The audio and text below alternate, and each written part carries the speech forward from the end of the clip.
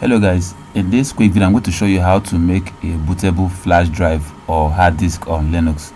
So you have to download this software called Belana Etcher. So it's available on your Linux store.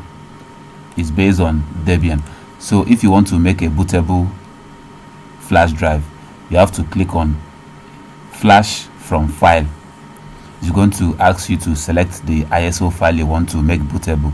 I'm going to select this one on my desktop, which is Catchy OS. I'll click on open, and I'm going to tell you to select a target. Click on it. I'm going to do it on my external hard drive. This is just a spare external hard drive I have. Click on select, and now you click on flash. Very simple. It's going to ask you are about to erase all the data in your hard drive. Click on yes, I am sure.